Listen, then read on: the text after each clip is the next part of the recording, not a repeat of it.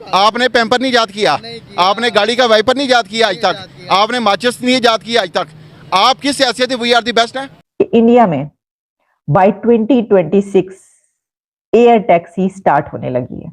अब आप सोचेंगे एयर टैक्सी, तो आपने अक्सर इस तरह की एयर टैक्सीज या तो साइंस फिक्शन मूवीज में देखी।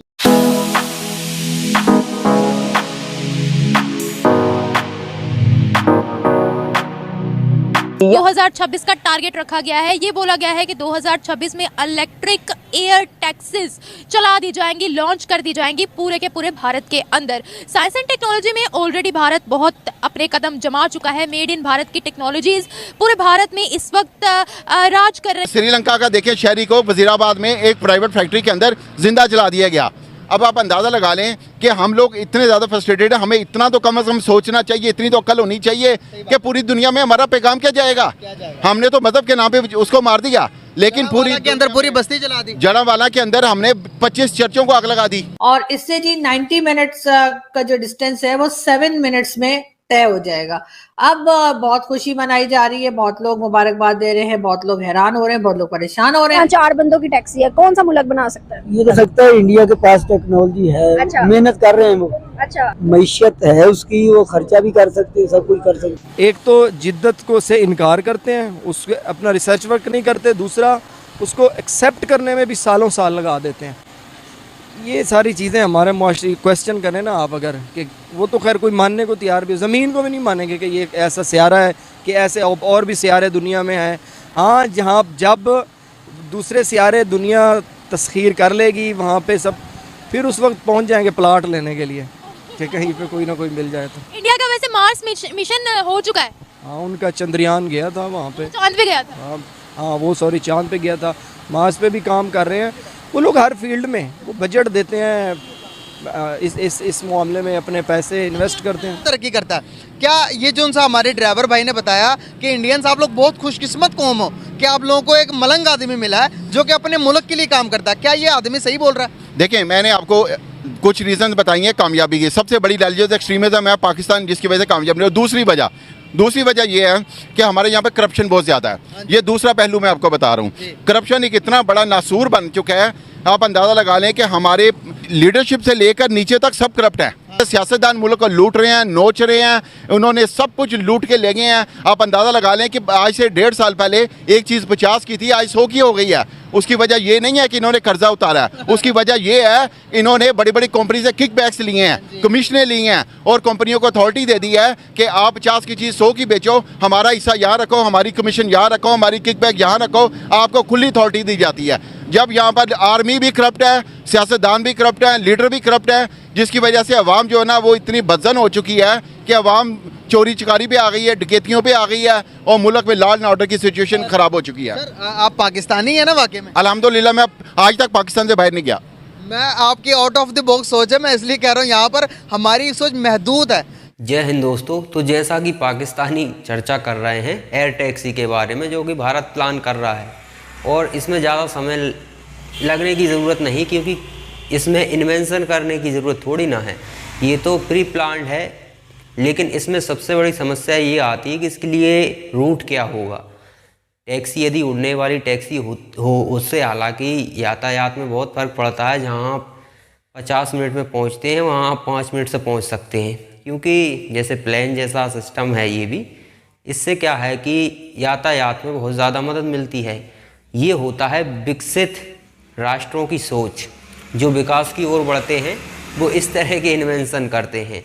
और पाकिस्तान, अभी आपने उस बंदे को सुना होगा, वो खुद बोल रहा था कि चर्च जला दी हमने, एक श्रीलंका के बंदे को जिंदा जला दिया। तो ये शिक्षा का खेल है। जैसे कि यदि आपको साइंस पढ़ाई जाएगी तो आप इस तरह के इन्वेंशन करोगे, आप चलने वाली कार से उड़ने वाली कार तक का सफ़र तय करोगे। ये होता है साइंस पढ़ने से। लेकिन आपको पढ़ाया जा रहा है जिहाद और गजवाए हिंद। तो इस तरह का जज्बा यदि आप रखोगे तो स्वाभाविक है फिर आप वही करोगे जो ये पाकिस्तानी भी मान रहे हैं। और अब ये भारत की ये प्लानिंग देखते हैं तो इन्हें तकलीफ़ भी काफ़ी होती है, और स्वाभाविक है, तकलीफ़ होना लाजमी है। इन लोगों को तकलीफ़ ना हो ऐसा तो हो ही नहीं सकता, क्योंकि भारत दुनिया में सबसे बड़ा दुश्मन कोई इनका है तो वो भारत है। इजराइल को तो ये बाद में मानते हैं। यहूदियों से इतनी नफरत नहीं जितना इन्हें भारत से नफरत है, क्योंकि पड़ोसी हैं हम इनके। जबकि हम सिर्फ आगे बढ़ने में लगे हुए हैं, हमारा कोई इस तरह का विचार भी नहीं है कि हम पाकिस्तान का ये नुकसान करें वो नुकसान करें। जबकि हमने तो मान लिया है कि पाकिस्तान का खुद नुकसान खुद ही वो ही कर लेंगे, और वो कर भी रहे हैं, क्योंकि उन्होंने अपने देश को इस तरह से खोखला बना लिया है। अब प्रधानमंत्री नरेंद्र मोदी को भी यदि पाकिस्तान का प्रधानमंत्री बना दिया जाए ना, तो वो भी हाथ खड़े कर देंगे, क्योंकि अब उस एक सीमा होती है। आपके होठों तक पानी आए तो चांस रहता है, लेकिन जब पानी में नाक ही डूब जाए तो फिर कोई चांस ही नहीं है। फिर तो ये असंभव काम है, इसे मोदी जी भी नहीं कर सकते। मोदी जी भी तब कर सकते हैं जब आपकी जो आवाम है वो आपके साथ हो। आपकी आवाम तो उसे गजवा हिंद और जिहाद, वो दो चीज़ों से ऊपर ही नहीं उठती। इन्वेंशन करने के लिए किसी को भी नहीं छोड़ा आपने। कुछ लोग मतलब अपनी जो आवाम है उसमें कम से कम 40% ऐसी जनसंख्या होनी चाहिए थी जो कि साइंस पढ़ती हो। साइंस पढ़ेगी तो वो देश के लिए कुछ इन्वेंशन करेगी। एक सुई तो आप बनाते नहीं हैं, वो 40% यदि साइंस पढ़ते तो वो कम से कम कुछ चीज़ें तो बना लेते, आत्मनिर्भर तो बना देते पाकिस्तान को। कुछ चीज़ों में 20-30% ही बना देते तो सर्वाइव करना आसान हो जाता।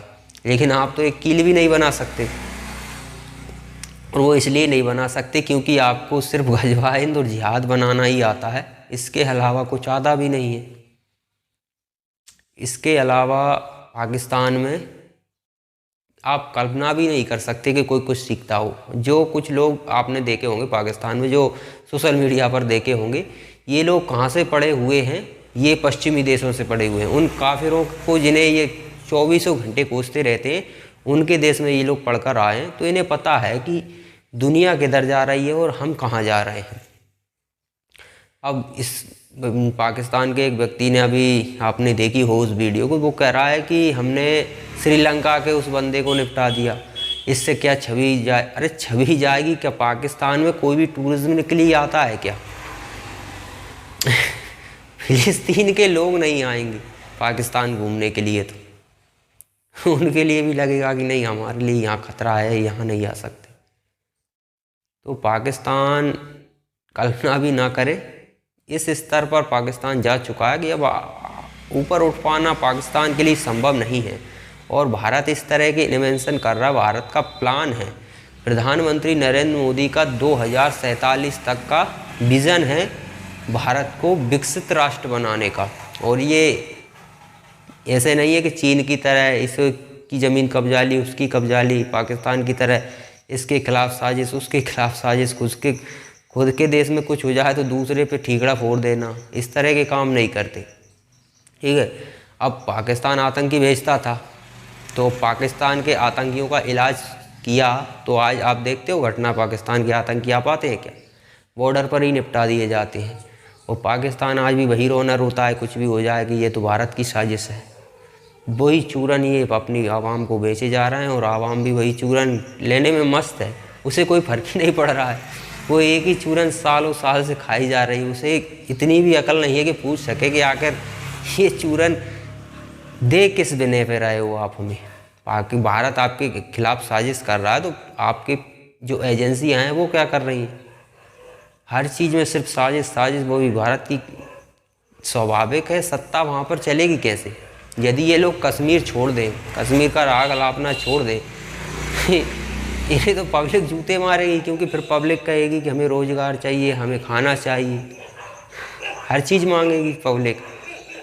लेकिन ये पब्लिक को वो चीज़ें देने में सक्षम नहीं है। क्यों नहीं है? क्योंकि इनके जनरल 10-10, 15-15 बिलियन डॉलर लेकर भाग जाते हैं।